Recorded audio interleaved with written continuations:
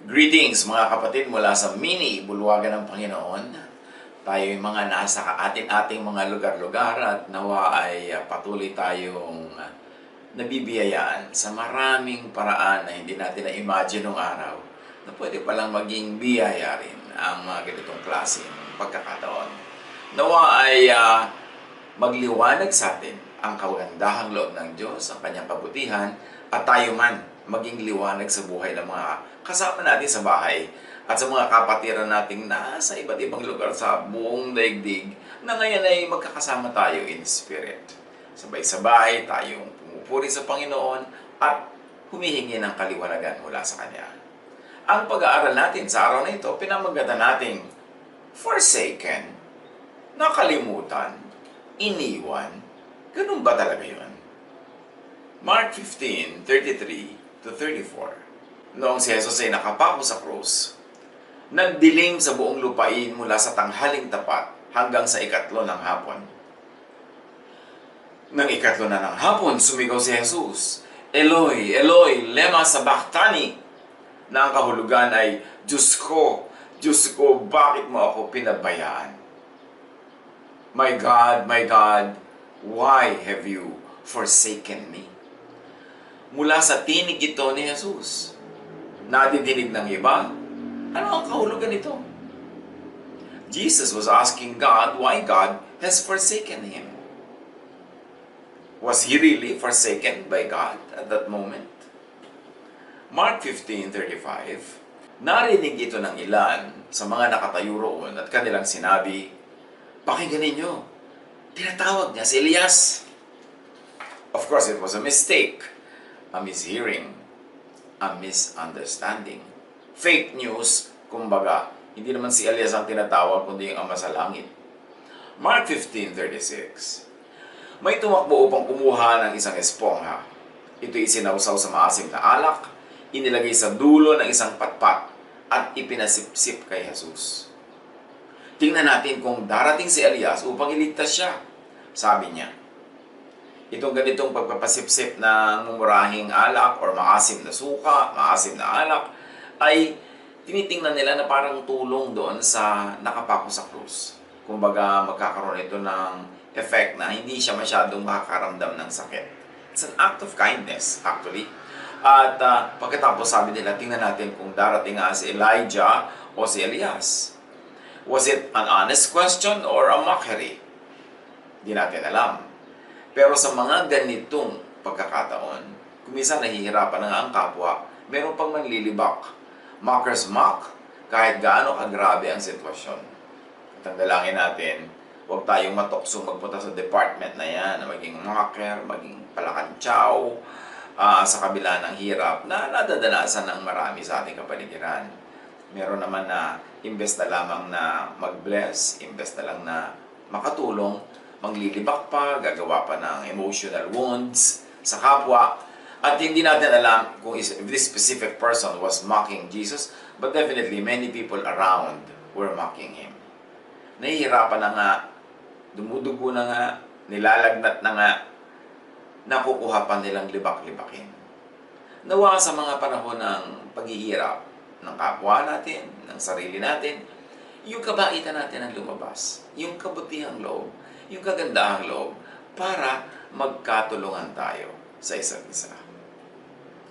Mark 15:37-38. Sumigaw ng malakas si Jesus at pagkatapos ay nalagutan ng hininga. At napunit sa gitna ang tabing ng templo mula sa itaas hanggang sa ibaba. Ang templo kasi may mga section-section. Meron para sa pangkalahatan, meron para sa mga Gentile sa labas lang, merong pang loob-loob dun sa mga sinasabi nilang holy place, merong most holy place or holy of holies, at iba't ibang rango ng tao ang nakakapasok sa mga lugar na yon. Doon sa pagitan ng holy place at most holy place na tinatawag, merong makapal na kortina na mula taas hanggang baba, yun ay nakasara lagi.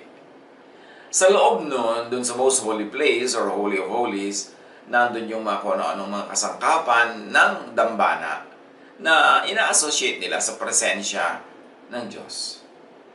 Walang pumapasok sa lugar na yon kundi yung high priest, once a year lang, nagdadala ng mga dugong handog para siya lang ang kumatawan sa lahat ng tao sa paglilinis ng kasalanan ng mga tao sa pamamagitan ng handog na dugo.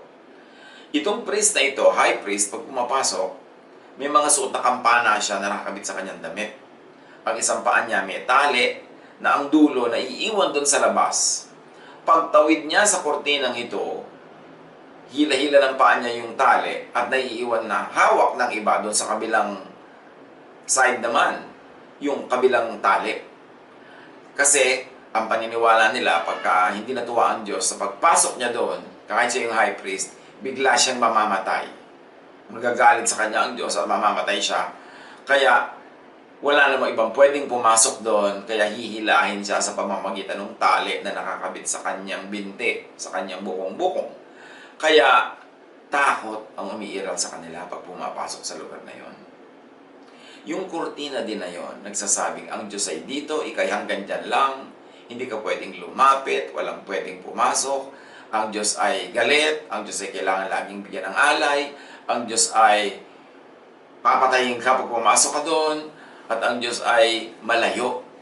Yun ang image na ibinibigay ng temple, ng kurtina, at ng priest tungkol sa Diyos.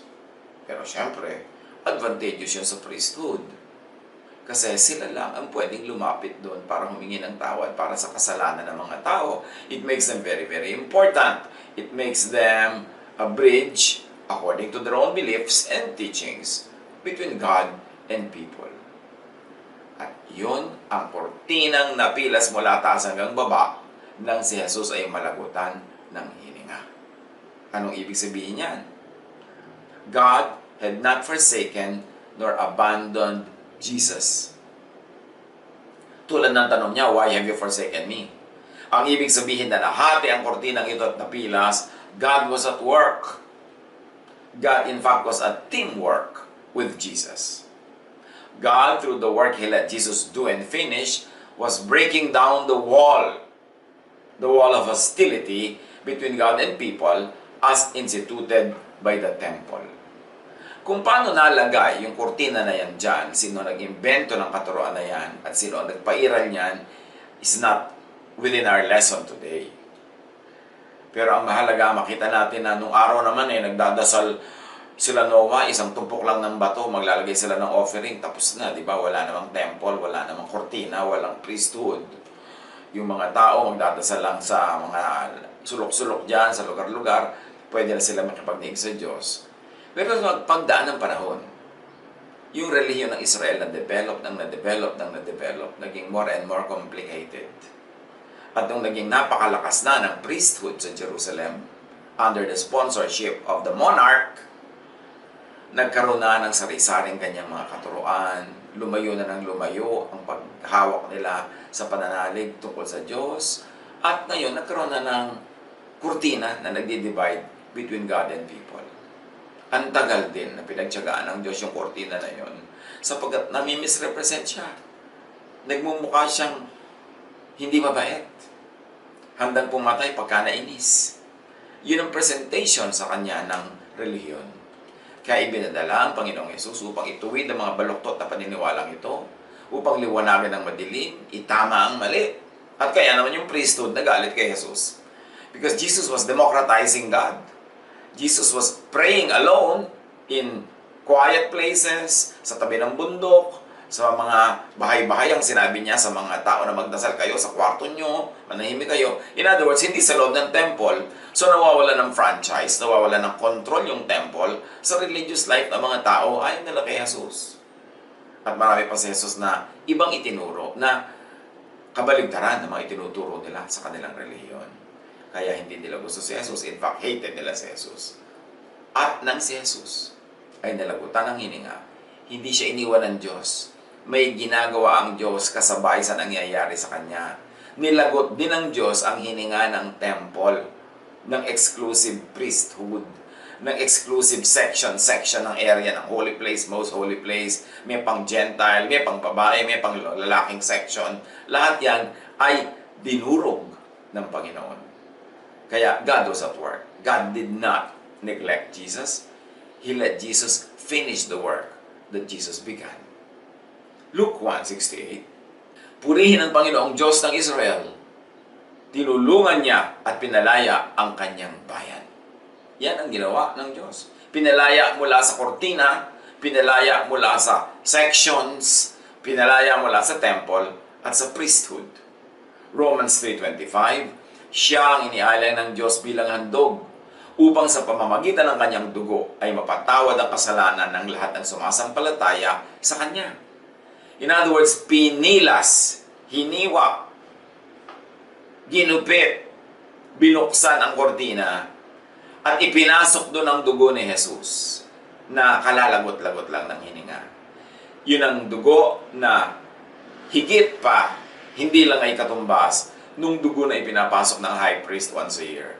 Kaya sabi sa Bible, with just one act, He finished once for all the work of sacrifice for the forgiveness of sins. So sinira yung kurtinang yon, si Jesus mismo ang pumasok at dinala ang kanyang sariling dugo para sa kapatawaran ng kasalanan ng lahat. And Paul interprets the meaning of Jesus' death that way. Nasabing gano'n, yang dugo ni Jesus, kaya itinigis, yan ang kapalit ng mga dugo ng hayop na ini-offer ninyo. Pero higit pa dyan, ito'y once for all, hindi kailangang ulit-ulitin. God tore the dividing curtain. God, through the work He let Jesus do and finish, was bringing God and heaven to people. Pinilas niya yung kortina, hindi lang para makapasok ang tao dun sa loob, kundi para ilabas din ng Diyos na kinulong ng priests. Kinulong nila ang Diyos sa loob ng temple nila. Para doon ka sa temple nila pupunta, mag-aalay, mag-ahandog. Sinolo nila ang Diyos. At ayaw yun ng Diyos, kaya pinilas niya ang kortina ng templong ito. Kaya mababalikan natin ang unang ginawa ni Jesus nung pumasok siya sa Jerusalem. Sa tinatawag nating Palm Sunday, nag-aabang ang lahat. Anong gagawin ni Jesus? Makapigil hininga. Dumating siya very dramatic. Nakasakay siya sa asno. Sinulubong siya ng mga tao bilang hari. Nag-declare ba siya ng revolution against Rome? Nagtatag ba siya ng bagong bayan ng Israel? Ng bagong gobyerno? No. Dumiretso siya sa temple. Pinagtataob niya yung mga mesa ng palitan ng pera doon.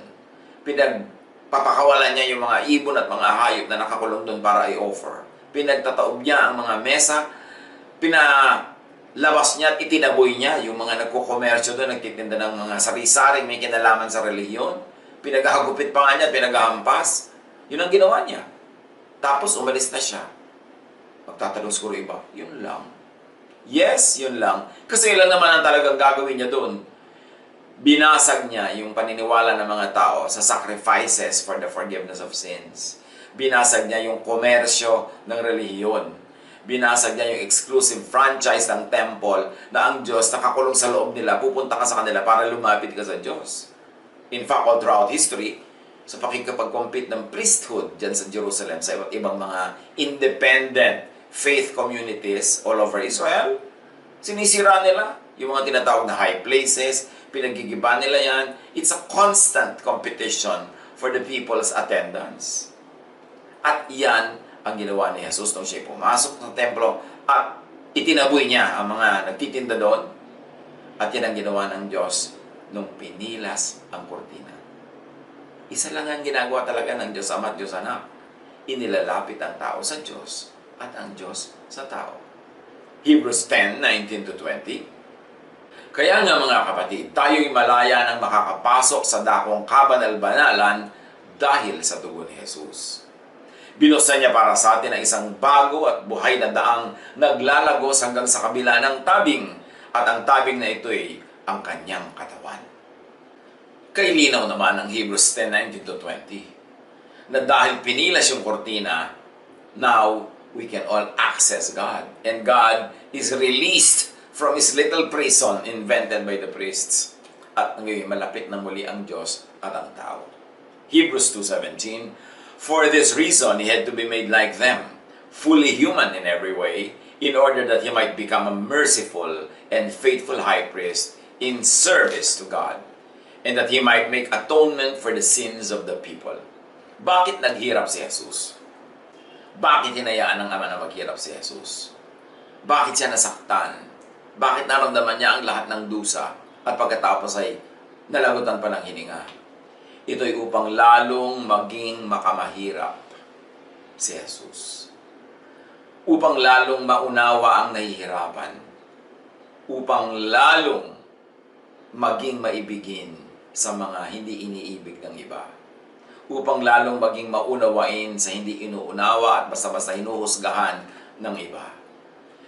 Dumana si Jesus ng libong sakit to identify with all of us who go through pain, so that He will not only be accommodating and understanding, but He will be fully understanding of our situation. Magtataka tayo bakit ang anak ng Diyos ay kailangan dumanas ng sobrang hirap. Kasi pas nahirapan ka, if your heart is in the right place, mas babait ka sa kapwa na nahihirapan. Tulad ng sino bang malaki mag-tip sa mga waiter, hindi yung mga waiter din. Pag kumakain sila sa ibang restaurant, malakas sila mag-tip. O yung mga former waiter na naiba na ang kanilang posisyon sa buhay, malakas sila mag-tip. Kasi alam nila kung gaano kahalaga yung tip sa mga waiter. Sino mga kuripot mag-tip? Yung mga mayayaman. Hindi naman lahat. Pero yung mga mayayaman kasi palibas at hindi sila dumadaan sa hirap. Akala nila yung konting barya, malaking bagay na. Akala nila sobrang bonus na yon. Kaya kung minsan insensitive sila sa pangangailangan ng mga kinakapos. Kaya mahalaga, mga kapatid, pag dumadanas tayo ng hirap, tulad lang yun, may mga hirap at nararanasan, gawin natin ito para maging learning experience. Para pagkatapos nito, mas maunawain tayo sa nahihirapan. Mas mabait tayo. Naranasan ngayong nating ma-quarantine. Naranasan natin na ma-lockdown. Pagkatapos ba niyan, mag-aalaga pa talaga kayo ng mga nakakulong na ibon? Matapos yung maranasan halos makulong? Ngayon naiintindihan nyo lang nararamdaman ng ibon. Matapos ang mga nangyaring lockdown na ito, mga kapatid, magagawa pa ba natin na mag-alaga ng mga aso na ang liliit ng kanilang bahay, halos hindi sila makaliko? Magagawa pa ba natin magkulong ng sari-saring hayop na wala silang layang kumilos hanggang kamatayan na nila yung kalagayan na yon? Matapos ang lahat ng naranasan natin ngayon sa lockdown, sa quarantine, doon natin mauunawa kung bakit sabi ni Jesus, pagpapalain kayo pag dinadalaw nyo ang mga may sakit, ang mga nasa kulungan, pag dinadalaw ninyo sila. Kasi hindi sila pwedeng lumabas. Kung hindi nyo sila pupuntahan, hindi na kayo magkikita-kita pa. Kaya napakabait ni Jesus sa mga nakakulong. Napakabait ni Jesus sa mga may sakit. Kasi parang kulungan din yun. Parang yung demoniac na nandun sa kuweba, yung libingan, iniiwasan siya ng mga tao, pinandidirihan, kinakatakutan. Sinadya ni Jesus. Kasi ayaw ni Jesus na may nag-iisa. Ayaw ni Jesus na may napupwera, nakukulong. Kaya nawa itong ating mga nararanasan ito, bagamat hindi naman talaga sobrang hirap compared sa nararanasan ng ibang tunay na nakukulong, maging sensitive tayo and understanding of people's situation. Ngayon nakikita natin na kung paano kailangan mo palang may pagkain ka sa bahay, may stock ka sa bahay. Nawa kung tayo may kakayanan, tayo yung mga employer, tayo yung mga kapitalista, magpasweldo naman tayo ng mas malaki. Mag-invento tayo ng profit sharing schemes para yung mga workers natin. Kung nagkakaroon ng ganitong sitwasyon, may sobrang pera man lang sila na naiipon, na naka-imbak para gamitin nila sa emergency. Hindi yung halos malagot-lagot na yung hininga nila sa daily wage lang, na pagka walang sweldo bukas, gutom na agad bukas agad. Agad-agad. Dapat nating improve ang ating economy para mahango ang maraming mga tao sa hirap, para pag may mga ganitong mga crisis, mas equipped naman yung mga tao to cope, to survive, and up to a point even to find some enjoyment in such a difficult situation. Nawa may lesson sa atin itong pagiging halos ay tayo'y nakalagay lang sa isang lugar at hindi tayo makapag-aalis. Maunawa natin yung mga taong nananabik sa mga mahal nila sa buhay, hindi sila makakita ng pagkakataong magkita-kita. Yung mga OFW na ang tagal-tagal na nasa barko, nasa abroad, hindi nila nakakapiling ang kanilang pamilya. O ngayon, nararanasan natin kung sakaling nahiwalay tayo sa ating mga mahal sa buhay o sa ilan sa mga mahal natin. Pero, ano gagawin natin doon? So, huwag na natin masyadong hingan o asahan yung mga OFW. Magtrabaho tayo ng sarili nating kita para hindi natin hingin yung kita nila. Para makauwi na sila agad, natapos na yung pag-abroad nila, makasama nila ang kanilang pamilya. Ang dami-daming pwede natin maging kabaitan sa isa't isa. Kung mag-iisip lang tayo, ibabase natin sa discomfort, sa inconvenience na nararanasan natin sa mga panahong ito. So, Jesus had to go through all that because that would make Him a kinder, a more loving Savior and friend. Nawa, ganun din ang maging effect sa atin. At tulad ng sinabi natin, hindi pinabayaan ng Ama ang anak. God was at work, in teamwork with Jesus. Matthew 27:51-53. Biglang nahati ang tabing ng templo, mula sa itaas hanggang sa ibaba. Nayanig ang lupa at nabiyak ang mga bato. Nabuksan ang mga libingan at muling nabuhay ang maraming banal na namatay. Kagila-gilalas. Lumabas sila sa libingan at nang muling mabuhay si Jesus, sila'y pumasok sa banal na lungsod at do'y marami ang nakakita sa kanila. Kagila-gilalas ang nangyari. So God was at work. May mga binuhay siyang mga dating nalibing na at inabangan nilang mabuhay muli si Jesus. At nung mangyari yon, hindi lang si Jesus ang nakakita, sila man ay pumasok sa lungsod at maraming nakakita. Wala nga lang follow-up report ito sa mga Gospels. Magandang i-explore kung ano ang naging bunga ng appearances nila na ito at kung ano ang kinahantungan nito. Suffering could make one think that God has forsaken them. So thus, separation and isolation, hunger and thirst, pain, physical or emotional pain. But this is only a human impression. Kuminsan dahil sa lungkot, dahil sa takot, minsan dahil sa gutom at uhaw, dahil sa inconvenience, o dahil sa mga sakit na nararamdaman at mga iba't ibang uri ng sakit, naiisip ng iba, wala yata ang Diyos. Iniwala yata ako ng Diyos. Hindi yata tayo nadidinig. Baliwala yata ang ating mga panawagan. Tulad ng nangyari sa Mark 4:38. Nung may bagyo, nasa bangka sila, takot at takot ang mga alagad ni Jesus. Jesus was in the stern, sleeping on a cushion. The disciples woke him and said to him, "Teacher, don't you care if we drown?" Ganon din yun. Have you forsaken us? You are in another world, in your world of sleep, in your dream world. Tapos kami, hirap na hirap ang loob namin dito. Lulubog na tayo.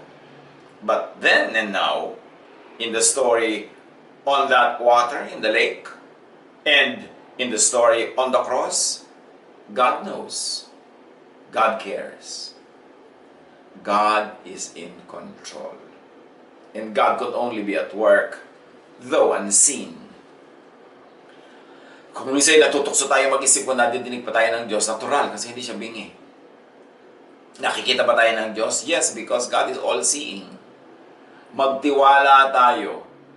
Kasi hindi naman siya isang automatic buton na pag pinindot natin, dapat may service na. Aandar na. God is His own time. And God is always loving us. God always cares. So kung naiinip, nagtatanong, magtiwala, and get preoccupied with many productive, beautiful, godly work. Kung nahihirapan tayo, mag-isip tayo kung paano mapapaginhawa ang hirap ng iba. Kung naiinip tayo, libangin natin ang iba at ang ating mga sarili.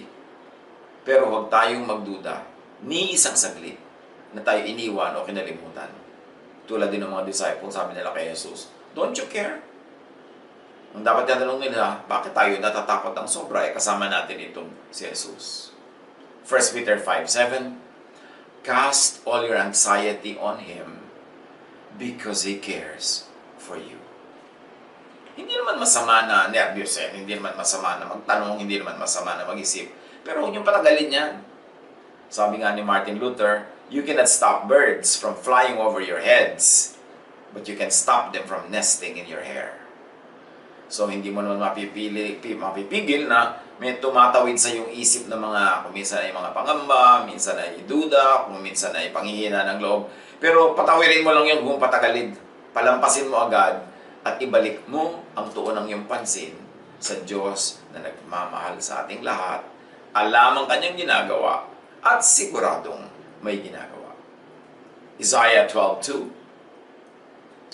Tunay na ang Diyos ang ating kaligtasan. Sa Kanya ako magtitiwala at hindi ako matatakot. Sapagkat ang Panginoong Yahweh ang aking kapangyarihan at kalakasan. Siya ang aking tagapagligtas. This general declaration of Isaiah is good for all peoples, including us. Hindi naman to particular and unique to the Jews only. Sapagkat siya ay nagdedeklara ng pananalig sa Diyos, kaya ito'y maaari din natin i-claim at i-declare. Jeremiah 1:8, huwag kang matakot sa kanila sapagkat ako'y kasama mo at iingatan kita. Akong si Yahweh ang nagsasabi nito. Pwede rin natin i-claim yan. Kasi it's a very general promise of love and care. Luke 12:7, indeed, the very hairs of your head are all numbered. Don't be afraid. Pati nga daw bilang ng iyong buhok, kasama na yung mga nalagas kahapon at tumubo kaninang umaga, alam ng Diyos. So, alam niya ang kalagayan, relax. Chill lang. Do what is required in a practical way to keep yourself safe. Do what is godly to help others. And trust God. John 14:27, peace I leave with you, sabi ni Jesus. My peace I give to you. I do not give you as the world gives. Do not let your hearts be troubled, and do not be afraid. Ano bang ibig sabihin ng the world gives? Paano yun? Kung minsan hindi naman totoo. Pinapangako ka ng peace, pero hindi naman pala talaga totoo. Pero si Jesus, totoo ang kanyang pangako. At hindi bigay bawi. Kaya magtiwala. Paghariin ng kapayapaan sa ating puso. 2 Corinthians 1:3-4. Purihin natin ang Diyos at Ama ng ating Panginoong Jesucristo. Ang mahabaging Ama at Diyos na pinagmumula ng lahat ng kaaliwan. Inaaliw niya tayo sa ating mga kabighatian upang sa pamamagitan ng kaaliwang tinanggap natin sa Kanya ay makatulong naman tayo sa mga nahahapis. So whatever comfort we receive from God, gawin natin yun pang-comfort din sa iba. Whatever provisions or supplies we receive from God, magbahagi din tayo nun sa ibang kinakapos na kaya nating maabot. Kasi, kaya ka kinocomfort ng Diyos para maging taga-comfort ka rin ng iba. Huwag nating sosolohin. At habang tayo nagiging instrumento ng Diyos na pagpapala sa iba, lalo naman tayo na pagpapala.